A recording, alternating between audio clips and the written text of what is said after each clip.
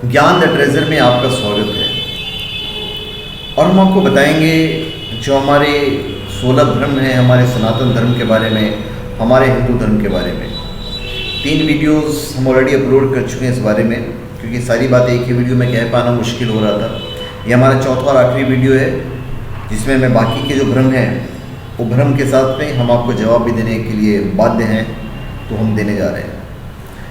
सनातन धर्म में पूजा का एकमात्र तरीका संध्या वंदन है। संध्या वंदन को संध्योपासना भी कहते हैं। संधि काल में ही संध्या वंदन की जाती है। वैसे संधि 5 वक्त की होती है, 5 समय की होती है, लेकिन प्रातः काल और संध्या काल उक्त 2 समय की संधि प्रमुख है, अर्थात सूर्योदय और अस्त के समय। इसमें मंदिर या एकांत में इस समय मंदिर या एकांत में शौच, आचमन, प्राणायाम आदि पर गायत्री छंद से निराकार ईश्वर की प्रार्थना की जाती है। आप ध्यान से सुनिएगा मैं क्या कह रहा हूँ। इस समय मंदिर या एकांत में शौच, आचमन, प्राणायाम आदि कर गायत्री छंद से निराकार ईश्वर की प्रार्थना की जाती है। वेदज्ञ और ईश्वर परायण लोग इस समय प्रार्थना करते हैं। ज्ञानी जन इस समय ध्यान करते हैं। भक्तजन कीर्तन करते हैं। पौराणिक लोग देव मूर्ति के समक्ष इस समय पूजा या आरती करते हैं। तब सिद्ध हुआ कि संध्योपासना के 4 प्रकार हैं: प्रार्थना, ध्यान, कीर्तन और पूजा आरती। व्यक्ति के जिसमें जैसी श्रद्धा है यह वैसा ही करता है। अब हम आते हैं बलि प्रथा पे। क्या हिंदू धर्म में पशु बलि प्रथा है? देवताओं को प्रसन्न करने के लिए बलि का प्रयोग किया जाता है। बलि प्रथा के अंतर्गत बकरा, मुर्गा या भैंसे की बलि दिए जाने का प्रचलन है। सवाल यह उठता है कि क्या बलि प्रथा हिंदू धर्म का हिस्सा है? ऋग्वेद में लिखा हुआ है, मानो गोसु मानो अश्वेसु सिरिसा, मतलब अर्थात हमारी गाय और घोड़ों को मत मारो। विद्वान मानते हैं कि हिंदू धर्म में लोक परंपरा की धाराएं भी जुड़ती गईं और उन्हें हिंदू धर्म का हिस्सा माना जाने लगा।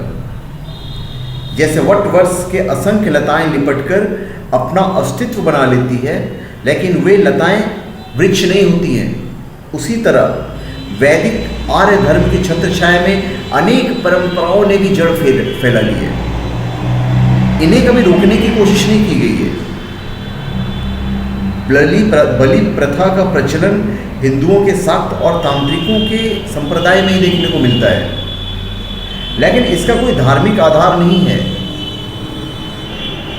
बहुत से समाजों में लड़के के जन्म होने या उसके मान उतारने के नाम पर बलि दी जाती है, तो कुछ समाज में विवाह आदि समारोह में बलि दी जाती है, जो कि अनुचित मानी गई है।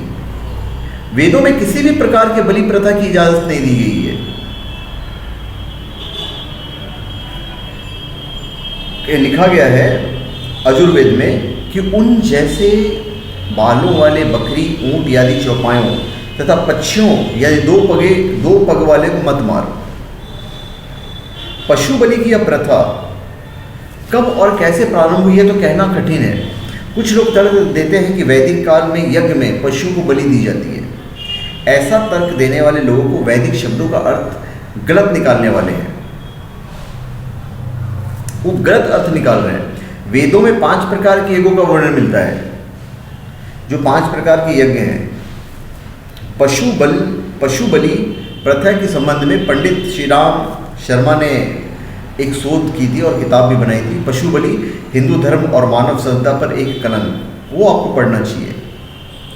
सामवेद में लिखा हुआ है कि देवों, हम हिंसा नहीं करते और ना ही ऐसा अनुष्ठान करते हैं। वेद मंत्र के आदेशानुसार आचरण करते हैं। वेदों में ऐसे सैकड़ों मंत्र और ऋचाएं हैं जिसे यह सिद्ध किया जा सकता है कि हिंदू धर्म में बलि प्रथा निषिद्ध है और यह प्रथा हिंदू धर्म का हिस्सा नहीं है। जो बलि प्रथा का समर्थन करता है वो धर्म विरुद्ध दानवीय आचरण करता है। ऐसे व्यक्ति के लिए सजा तैयार है। मृत्यु के बाद उसे ही जवाब देना पड़ता है और मृत्यु के उसे ही जवाब देने के लिए हाजिर होना पड़ता है। फिर हम आते हैं जादू टोना और तंत्र मंत्र के ऊपर।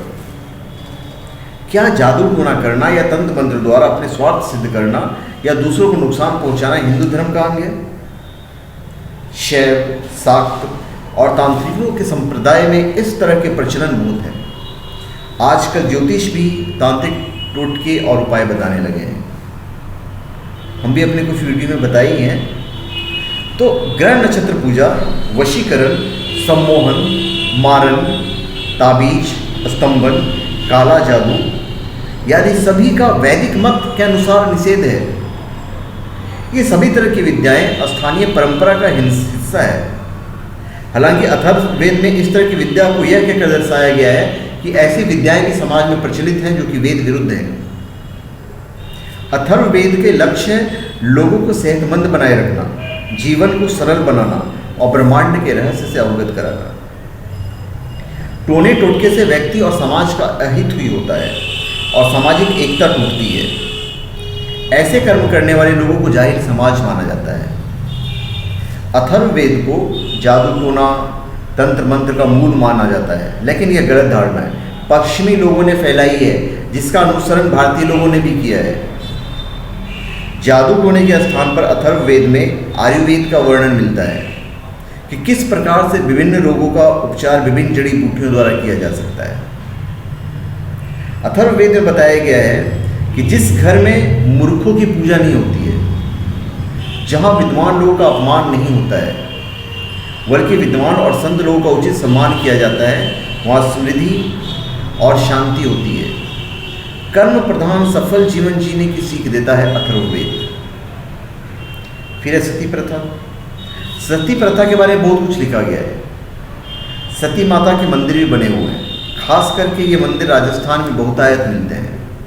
सवाल उठता है कि हिंदू धर्म शास्त्रों में स्त्री के विधवा हो जाने पर उसके सती होने की प्रथा का प्रचलन है।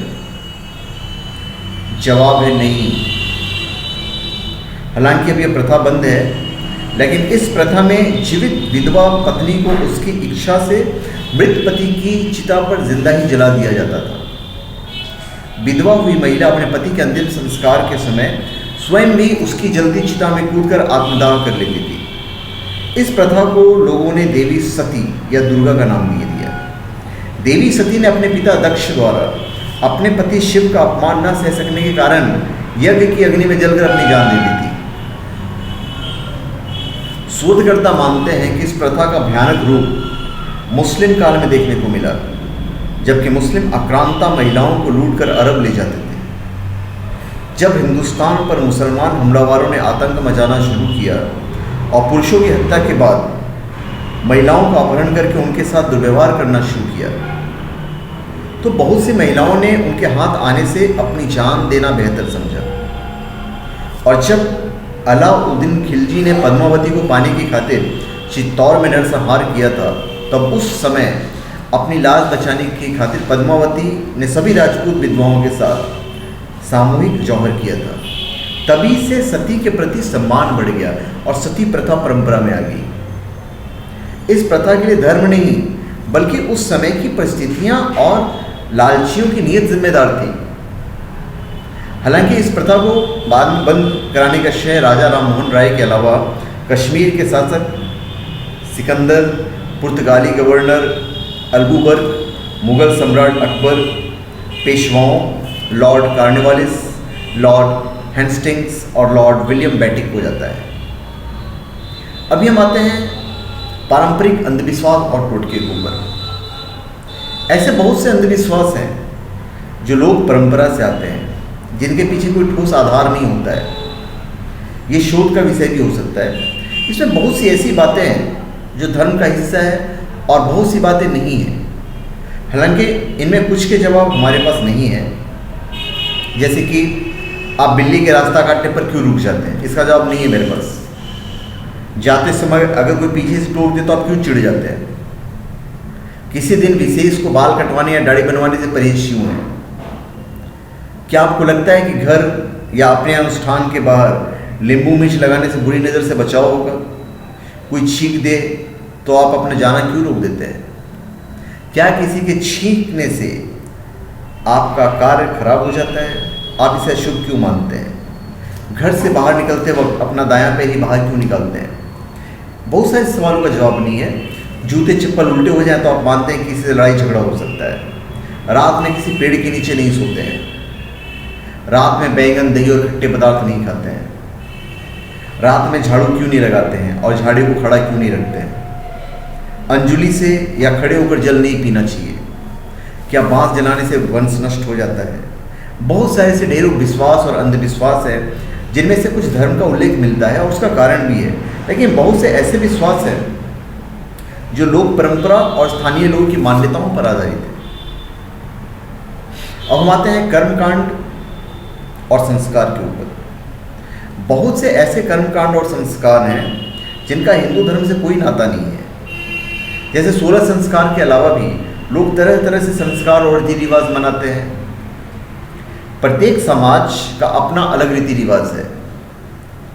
जन्म संस्कार के तरीके अलग, विवाह के अलग तरीके और अंतिम संस्कार के तरीके भी अलग हैं।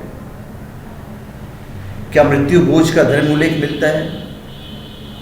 ऐसे बहुत से संस्कार, कर्म कांड, यज्ञ कर्म और पूजा पाठ हैं जिनका वैदिक हिंदू धर्म से कोई नाता नहीं है। उनमें से ज़्यादातर स्थानीय परंपरा का हिस्सा है।